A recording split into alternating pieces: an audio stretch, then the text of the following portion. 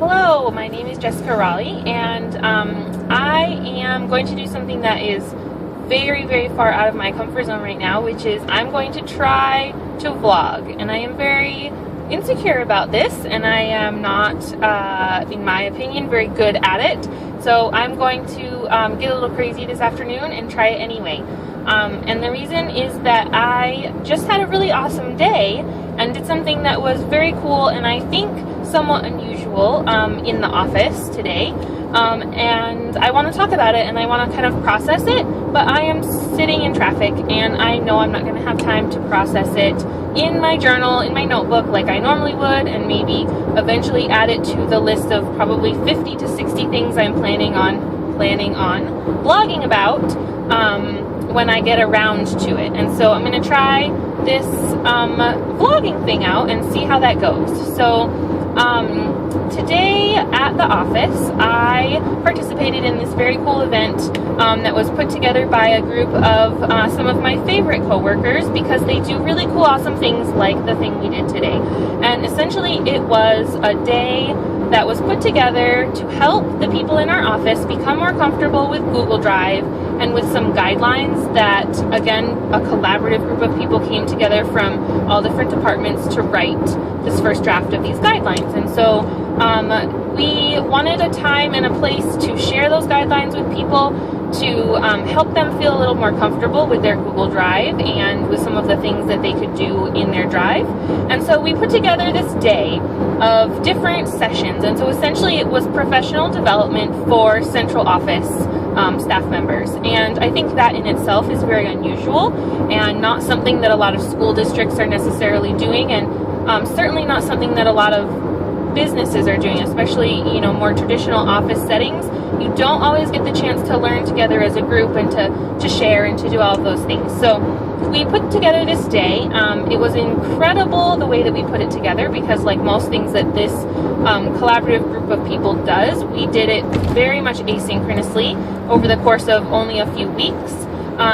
And so we met once and we kind of threw something together, and then we built everything out using Google Apps. So I also think that that's just really cool that we built this whole day based on the tool that we were going to then teach people about. We modeled the power of the tools that we want to help people be able to use. And so that was how we built out this day, and I think it went really well, and I'm excited to get the feedback from the participants and hear a little bit more of how they felt about the day, but I was really excited about it. And one of the things that I think right now I'm most excited about is that I got to meet and talk to and learn with people who I would never otherwise cross paths with. And if I did cross paths with them, it was probably in an office setting, in a conference room where we were in a meeting, and I may or may not have even learned their name, let alone got a chance to converse with them. And so I think that that is really incredible and can be really powerful. And I think that a lot of times what happens is we tell people, we want you to collaborate, we want you to find places where your work could interface with other people's work and get together with other people, and we want cross-departmental collaboration. And so the way we're going to do that is we're going to put some of you in a room and introduce you to each other and maybe share a little bit about what you do, and then you're going to leave.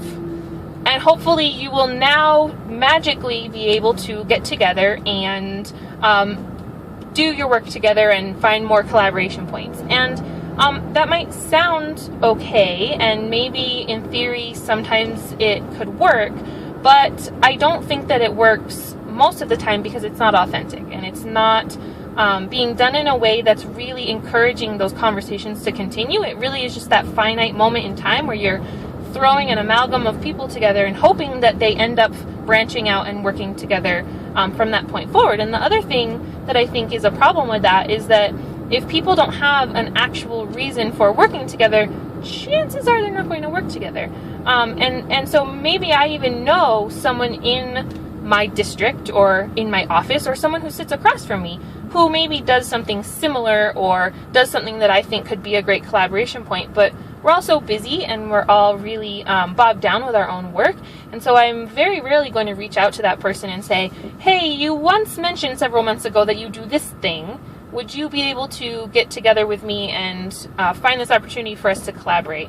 And I'm going to be painfully honest and say that that has also happened to me many times, and that's exactly how it feels. It feels like something that's happening to me that I am not choosing to do, and I feel like a jerk if I say no, because I want to help people, and I hope the people who know me feel like I am a team player and that I want to help people. But at some point we have to also prioritize, right? And say I can't be involved in every collaboration all the time to the detriment of the work and the people who I'm supposed to be supporting. And so I have to put them as a priority too sometimes. And so hopefully it does not come across that way, but I think it's important that we also have to prioritize, and in doing so, we sometimes have to let things go. And that means sometimes saying no to things that people ask us to do. And so the thing that I liked about today was that I got a chance to meet people and to hear kind of about their job without asking them, what is your job? And so an example of that is I was in the unconference room. We kept an unconference room running all day, and it was a Q&A and unconference kind of space that was manned all day by people who could help with Google related questions. And somebody came in and said, well, I work with all of these external stakeholders and they don't have district email addresses, but I want to share these documents. And through talking this problem out with this person, and through kind of thinking through her problem, I learned a ton of stuff, not just about her work specifically, but about some of the use cases that could be developed for the tools that we are trying to help people use. And I also found out some of the needs that are there and identified maybe some gaps or some points of interest for us to maybe tap into, because as she was talking, I thought, gosh, she has this problem. How many other people in our district have that problem? And I built a new perspective for her and for her work, but just more on a broad sense for the things that other people in my building, in my office, are doing. And I think by building that empathy, that is really where we become more of a community, and we come together more in service of the people we are trying to help, in service of students and teachers and staff members at schools and each other in our office. And I think that really that was a really powerful experience for me today, because I feel now more connected to my job, and I feel more connected to my office and my coworkers, some people who I haven't met before today, but also to the work. And I feel like I understand the challenges that other people are going through, and I understand a little bit more about what goes into the day-to-day workings of making sure that our students and teachers and staff members are supported. And so through that whole process, I built a lot of empathy and understanding, but I also got super excited, and I recognized a lot of collaboration points. And so I hope that the people that I met today feel similarly, and that we will now authentically be able to come together and continue to work together. And if even all that looks like is the next time I am in that meeting, in that conference room with that person, I recognize them and I know their name and I understand a little bit more about where they're coming from in their work, I think that even in itself, on its most basic level, is pretty powerful. Because now when I'm in that meeting, I'm going to understand their voice, and I'm going to understand their perspective a little bit more, and it's not going to be coming from out of the blue. And so hopefully I will be able to then do more interesting or powerful things with the people in that conference room during that meeting, in service of the people we're trying to support. And so today was really phenomenal, and it also helped me to feel connected to my coworkers who I work with, some of them fairly regularly, because there were times where we were able to, through teaching other people, we were able to share a little bit more of our own background or things that excite us, or we got to see each other in a slightly different light of being really excited about something, or sharing a tool that maybe we hadn't talked about using before. And we also had I had moments of downtime where I was able to just, there was nobody in the unconference room, and I got to talk to my colleagues. And actually that doesn't happen as much as I would like it to.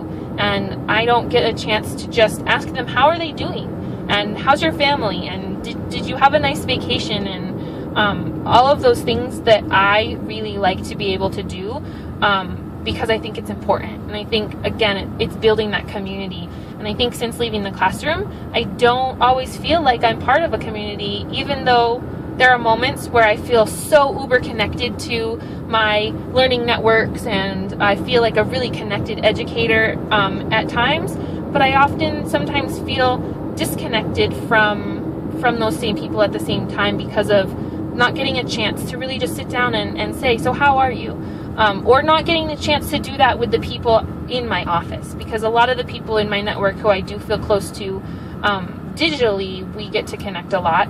Those people aren't people who I work with in my district or in my office necessarily. And so I feel, sometimes I wonder if that actually further disconnects me from the people in my office, because I want them to be a part of that network too, and I want them to see the power in the things I'm doing, and I want them to have similar mindsets maybe about the work that we're doing. And it's nice to go to that network that understands you and gets you and understands kind of that mindset, right? Like, you don't have to explain yourself. And so I think today was just a really cool empathy building session with people I get to work with a lot, and a community building session. And it was also a time to learn and to come together with a shared interest and a excitement about something new, or thinking about something that's been used for a while in a different and new way.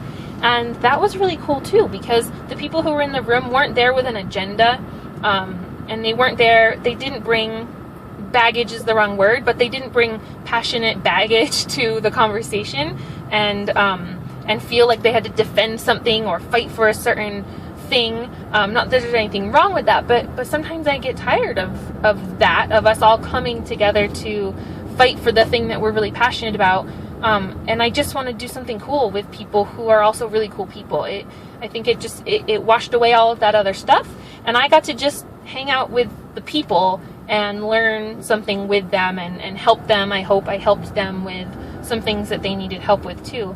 And I certainly learned a lot myself. And so I just think that was a really cool experience, and there was a lot of energy, and it was very refreshing, and I very much enjoyed it. And I wonder sometimes why we spend so much time thinking about professional learning for teachers, but not modeling that same kind of learning for the people in central office who are then developing that professional learning. Because how can we possibly expect them to know what it feels like to be the learner, or to have that growth mindset if we're telling them to just go off and figure it out on their own time? Not that we don't do that with teachers, but I do think there is a lot of time and thought put into whether it turns out to be successful professional development or not. We end up doing that for teachers a little bit more than we do for office staff, and certainly we do that more in school districts than we do just in businesses. When I was working in the private sector, looking back, I don't think I ever facilitated any kind of learning, kind of formal learning to happen within my department for my staff members. And looking back, I think that was a huge missed opportunity. I mean, I was in an IT department with brilliant people who were completely geeky and totally nerdy and had crazy awesome tech skills, and we never just sat in a room and said, hey, what are your favorite tips and tricks for Google, or how do you maintain your network infrastructure. We never got together with other businesses and asked them those things. So I don't know, I guess kind of a word vomit. This is why I don't vlog. But yeah, I'm just kind of thinking about all of those things and thinking about how we can continue to do this now and how we can continue to show its value, because I think beyond the skills and the tools that people are learning, there's so much more value there, and so many more things that are happening that are maybe a little bit unspoken. And I think it's building a community and coming together as this group of people who can really connect and really learn together, and hopefully can help each other later on down the line. And I think that that's really awesome. So I'm really excited about it. I would love to hear your thoughts on it. I'm sure I will have more concise and somewhat organized thoughts after I've processed a little more, but I kind of just wanted to capture that and capture some of the excitement before I lose it. So there is my first ever official vlog, my friends. I hope that you enjoyed it or got something out of my somewhat errant rambles, and I will maybe see you in vlog number 2.